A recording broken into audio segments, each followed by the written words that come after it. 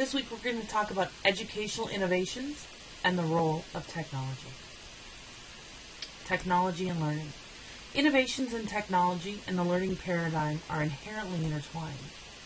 Emerging technologies can enhance and support face-to-face and at-a-distance learning environments. What are some of the trends? Let's talk about some of those emerging trends. Millennials and the next generation are rapid adopters of new technologies, devices, and applications.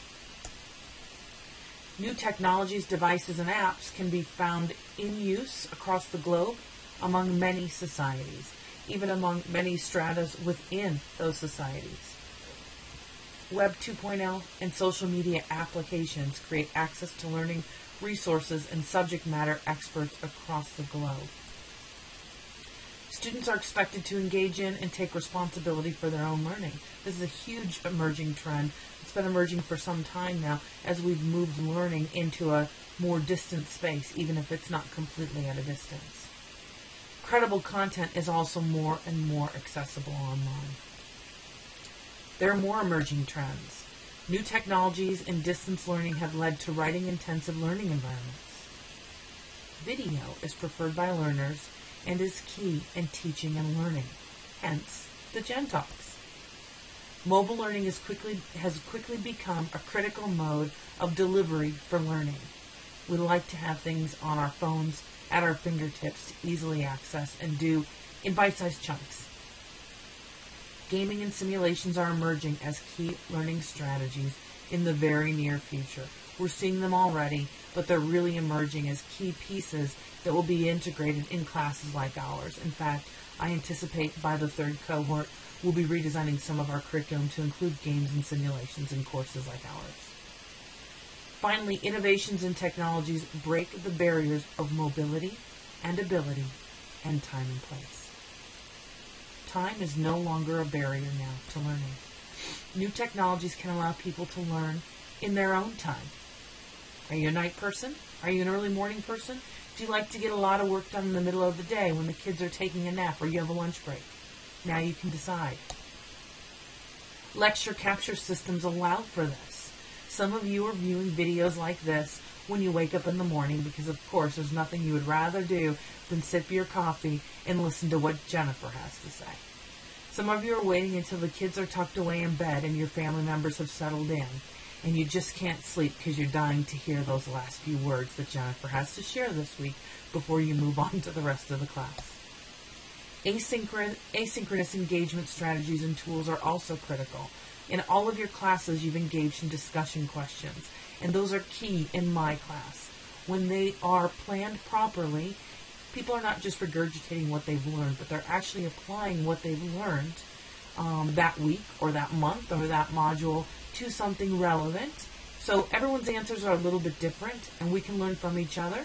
We also learn when we have to write something out, and we can do it at our own time. Technology can also be used for busy work or individual activities, freeing face-to-face time for discussion and engagement.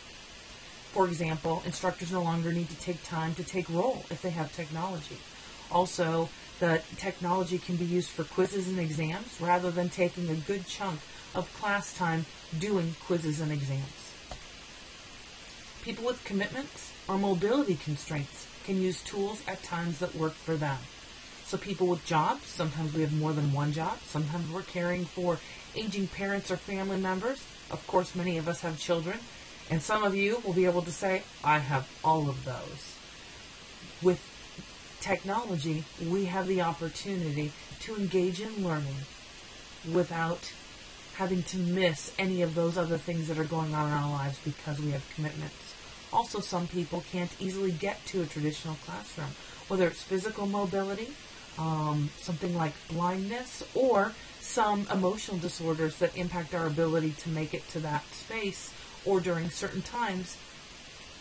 Technology makes that kind of learning opportunity accessible. Place is also no longer an impediment to learning. New technologies can allow people to learn in their spaces, their homes. You're in my home office right now. New technologies can allow us to learn in spaces like our offices. We can take these new technologies with us on vacation, on cruises, to the beach. all over. We don't have to go to a traditional classroom. It allows people to learn like they could never before from spaces that work for them.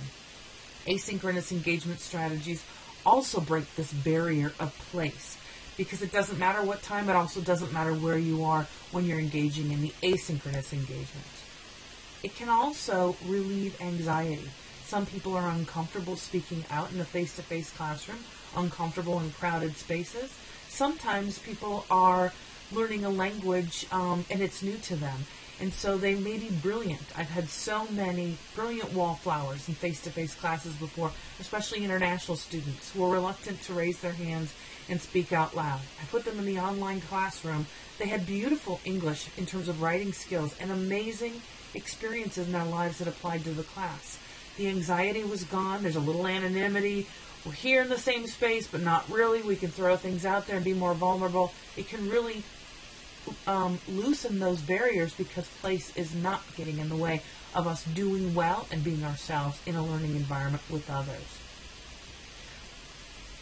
Because place no longer creates an impediment for learning, it allows for distant and unique collaborations.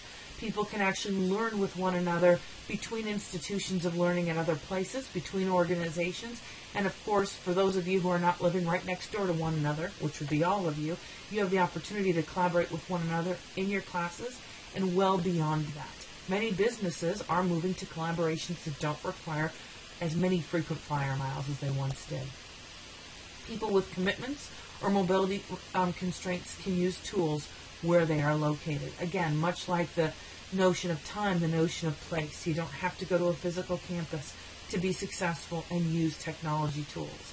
Advanced technology today in the internet really is creating a leveling playing field for many. Technologies also foster independence and build community, which is not necessarily what people immediately think. Because we're breaking barriers, personal responsibility for learning is becoming key. You're not required to be somewhere where someone sees you and holds you accountable. You're not required to be in that space and feel more personally accountable because others are holding you there. So we feel personally responsible for our learning as the time and space barriers have been broken. Using technology to learn can be personally empowering, allowing for time to consider responses, consider the speech we would like to use, consider the impressions we're giving. We really can think about what we want to say and do with the distance. Of course, there's the other side of that. We have anonymity. No one's going to give us that look with the turned up eyebrow that my daughter says is so scary that I do. So maybe we will throw ourselves out there, but we have the opportunity to really think through what we have to say and how we say it. And that fosters independence, and if we say it well, it can build community. Online technologies and communications foster access to multiple communities and social networks throughout the globe. These same technologies allow for regular, frequent, and substantive communication 24/7 among individuals towards opportunities to demonstrate who we are and to learn about others. Social networking, interactive social media campaigns, and technology-supported multi-user gaming applications can unite people in common goals, building connectedness and community beyond place, space, and intellectual ideologies.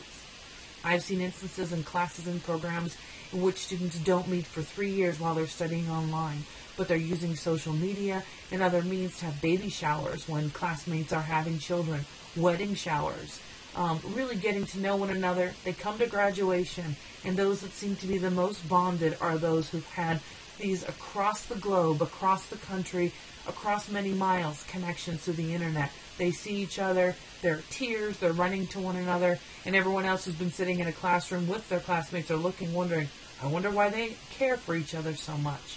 We're actually building community with technology and education.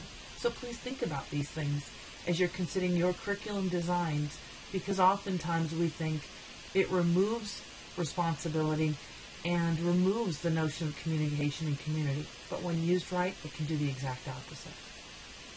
So please consider the inclusion of technology. Learn about your target audience. Do they use mobile devices, for example, or what do they use?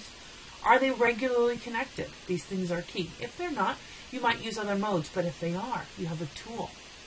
Would learners benefit from information being fed to them? A lot of us like things fed right to us so that we don't have to go looking for it. We're more likely to be reminded of it and engage in it. Do they have a direct line to content or teacher, or the teacher or the facilitator? Would they benefit from that? If they would and technology can facilitate it, then it could be a good thing to include if they have access. Might the inclusion of relevant technology motivate and inspire engagement in learning? We know that young people, especially in Western cultures like the United States, are very much interested in technology. Even when they say they're not, they say that while their iWatch is on one wrist and their mobile phone is in another. They're just not on it all the time, so they think they're not that technologically dependent or savvy. But still, if they're using those things, oftentimes you can find relevant ways to teach. Ask yourself, will the inclusion of technology balance your curriculum design? Will it add another element that provides more balance so that more people are motivated and engaged? It's all food for thought. Bon appetit.